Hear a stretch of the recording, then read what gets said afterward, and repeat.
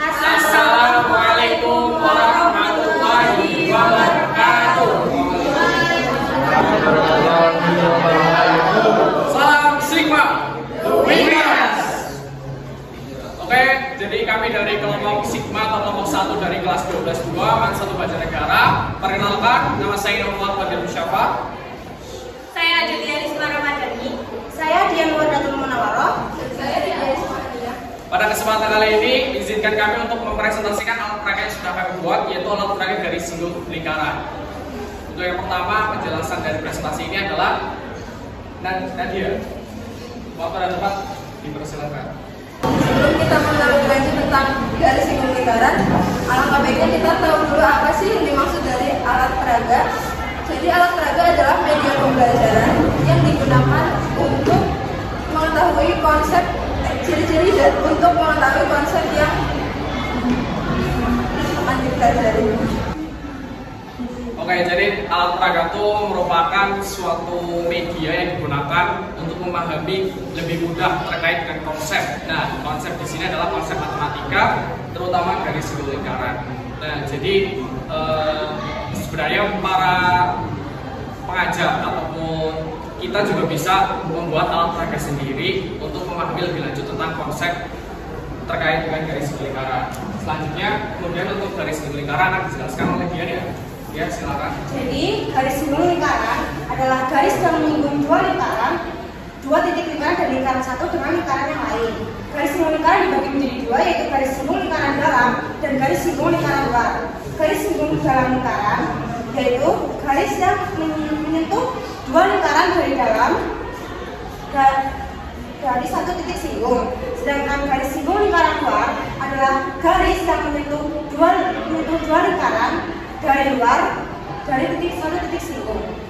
Oke, untuk kembali untuk menjelaskan lebih lanjut terkait dengan garis singgung lingkaran luar dan garis singgung lingkaran dalam. Jadi untuk garis singgung lingkaran sendiri itu adalah pengertiannya adalah sama seperti namanya garis. Jadi suatu garis yang nantinya menyinggung lingkaran. Nah, untuk bersinggungan itu lingkaran tidak hanya lingkaran cuma satu top, tapi lebih dari satu. Kemudian bedanya dengan garis singgung lingkaran luar dan juga dalam adalah garis singgung lingkaran luar itu adalah garis yang menyinggung kedua lingkaran pada kedua titik tersebut itu berada di luar lingkaran, tidak berada di dalam lingkaran. Nah, kalau garis singgung dalam lingkaran itu adalah garis singgung yang menyentuh atau menyinggung antara lingkaran satu dan lingkaran dua di dalam lingkaran. Seperti yang sudah dijelaskan oleh dia. Kemudian selanjutnya adalah tentang pemanfaatan apa aja sih yang memang ada di dunia nyata terkait dengan materi garis singgung lingkaran yang nanti akan dijelaskan oleh Nadia. Penerapan pada garis singgung lingkaran itu sebenarnya sangat banyak, tapi dari kita memberikan hanya dua, yaitu ada teknik mesin dan manufaktur. Yang kedua ada orbit planet dan satelit. Dari teknik mesin dan manufaktur terdapat dua, yakni ada roda gigi dan piston dan silinder. Piston dan silinder menggunakan desain ini menggunakan desain lingkaran dan garis singgung agar posisi yang pas dan fungsi yang optimal. Yang kedua ada orbit planet dan satelit, yakni ada gerakan orbit dan prediksi pergerakan. Yang pertama ada gerakan orbit. Gerakan orbit memahami garis singgung lingkaran dan garis singgung lingkaran dan lingkaran. Untuk memahami orbit dari lingkaran, jadi emang banyak sekali pemanfaatan garis singgung lingkaran ya, Del? Iya nggak, Del? Iya, betul. Pertama dari teknik manufaktur, terus pemanfaatan di teknik manufaktur dan juga otomotif ya. Itu berkaitan sekali dengan yang ada di sekitar kita, yaitu kendaraan kita sendiri yang kita bawa. Kalau yang bawa motor kita atau enggak yang biasa bonceng ataupun gojek itu juga kan pakai motor. Nah, di situ kan ada roda dan juga talinya. Iya nggak, Bud? Iya, betul. Oke.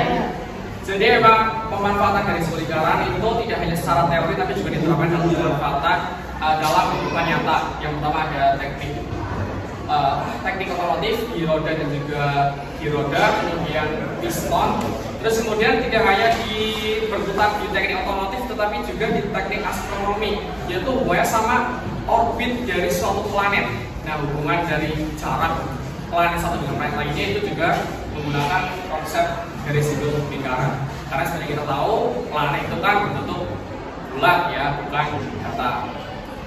Untuk selanjutnya yang terakhir kemudian adalah tentang bagaimana sih tentang pemaparan garis singgul lingkaran atau ATP yang sudah kami buat. Pertama, kita perlu pahami poin penting dari sini. Garis singgul lingkaran itu adalah penerapan kelanjutan dari teorema Pythagoras. Oke, jadi tentang rumus Pythagoras atau teorema Pythagoras yaitu teorema yang hubungannya nanti sama garis atau segitiga siku-siku. Oke, langsung ke penerapannya aja. Pertama dari penjelasan dari garis ini. Pertama, seperti tadi titik poinnya adalah tentang teorema Pythagoras hubungannya sama segitiga siku-siku. Jadi untuk mengetahui asal usul rumus dari garis singgul lingkaran menggunakan ATP ini adalah dengan membentuk suatu segitiga siku-siku. Antara garis luli dan juga garis gali itu perbedaannya di titik semu atau garis bantunya. Kalau di garis luli kita menggunakan garis bantu untuk membentuk segitiga siku-siku untuk menggunakan garis P atau jarak antara titik pusat lingkaran kecil dengan titik pusat lingkaran yang besar. Kalau garis gali itu menggunakan garis bayangan atau garis semu dari garis singgung yang mau kita cari.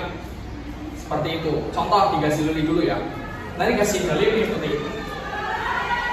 Jadi yang pertama kita ketahui dulu P bayangan. Nah, untuk panjang dari P bayangan sama P itu sama karena P bayangan itu hanya garis semu atau garis bantunya. Pertama kita letakkan P bayangan itu di atasnya P yang asli. Oke, selanjutnya kan sudah membentuk garis atau segitiga sudah membentuk garis segitiga siku-siku ya antara S atau garis siku yang mau kita cari dan juga P. Tetapi kita butuh nih ini. Jadi jarak antara P bayangan dengan S. Kita nggak mungkin pakai sisi A atau kita sebagai sisi A, di sini sisi C dan sisi B. Sisi A kita nggak mungkin pakai R besar karena R besar itu jaraknya dari P yang asli ke S. Sedangkan kita menggunakannya itu P bayangan. Berarti dari sini ke garis semu ini. Nah, gimana sih cara kita untuk mencari sisi A di sini? Sudah ada petunjuknya yaitu jari-jari lingkaran besar dikurangi jari-jari lingkaran kecil. Nah, kalau sudah ketemu, kita tempel atau kita pasang.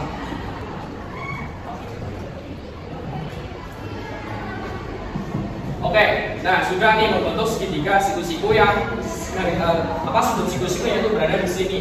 Seperti konsep teorema Pythagoras, sudut yang garis yang menghadap titik siku-siku atau sudut siku-siku itu pasti dinamakan dengan C. Nah, rumusnya adalah C sama dengan akar A kuadrat ditambah B kuadrat.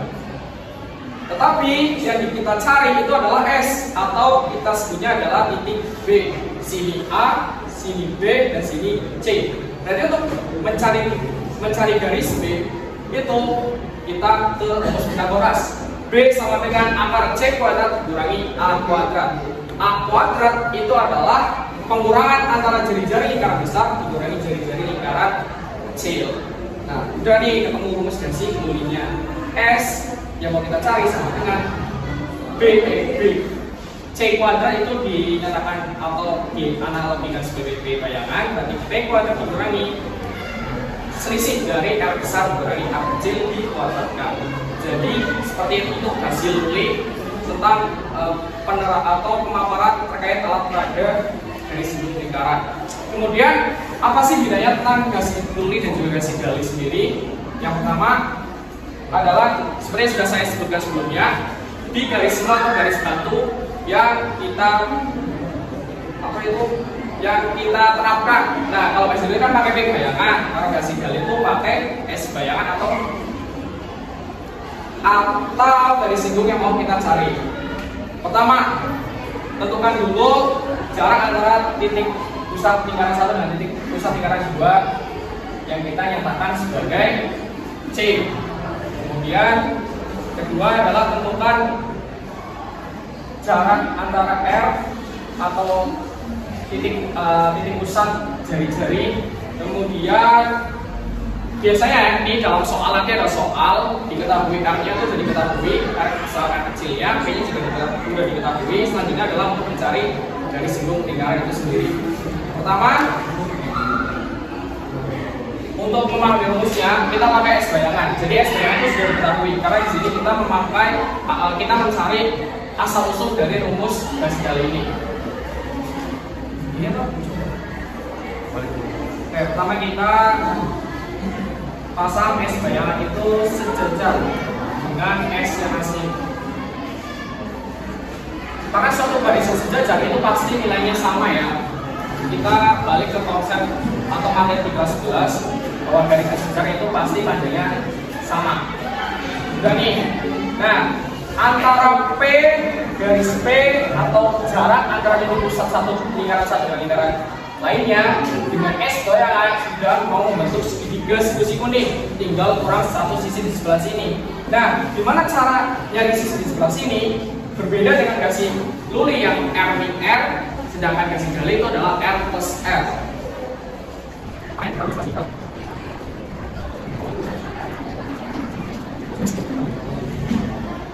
Nah, oke.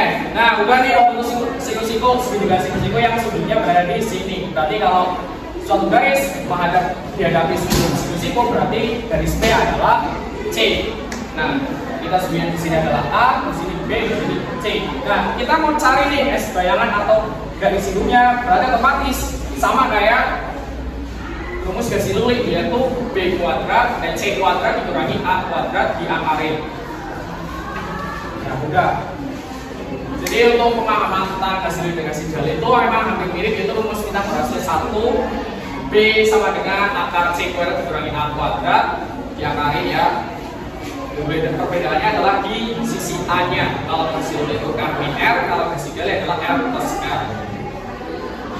Mungkin itu untuk sekilas pemaparannya. Selanjutnya mungkin untuk soal yang kita bahas di sini adalah pertama, diketahui nih, sudah diketahui tentang panjang jari-jari kedua lingkaran.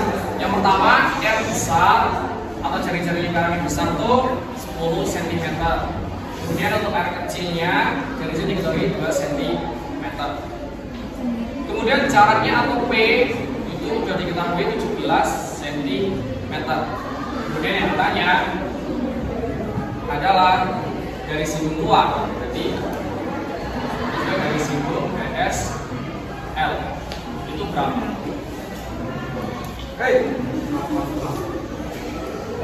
Dan kemudian kita masukkan angka-angkanya itu, maksudnya kita coba pemisahan di sini ya, karena itu garis lingkaran luar, berarti kita ke garis luli. P itu udah diketahui 17, sedangkan R 10, R kecil, R besar itu 10, R kecil itu adalah 2. Berapa sih panjang S? Sama seperti yang sudah saya jelaskan tadi tentang asal usul dari rumus itu adalah rumus Pitagoras. Berarti kita langsung masukin aja. Yang dicari KSL itu sama aja dengan cari B. Berarti B sama dengan akar C kuadrat dikurangi A kuadrat. Nah, C kuadrat itu adalah P, A kuadrat adalah pengurangan antara R besar dikurangi R kecil. Kita cari dulu R besar dikurangi R kecil. 10 dikurangi 2 sama dengan 8 cm. Kita masukin semuanya. 17 kuadrat dikurangi 8 kuadrat.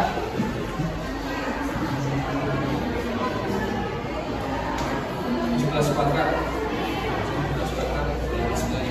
17 kuadrat adalah 289 dikurangi 8 kuadrat adalah 64 sama dengan akar 225 atau sama dengan 15 cm.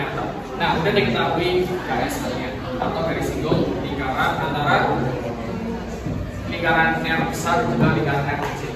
Nah, mungkin untuk penerapannya seperti itu. Kalau dalam sini berarti kita bentuk segitiga siku-siku terlebih. So ini dapat kami sampaikan. Mohon maaf apabila banyak salah kata atau tutur kata yang mungkin kurang jelas dan juga belibet dan sebagainya. Karena kami dalam tahap belajar kesempurnaan hanya milik Allah SWT semata. Sekian dari kami. Wabillahi taufiq wal hidayah.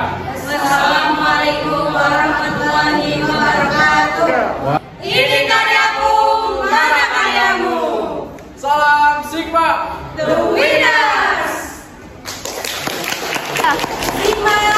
The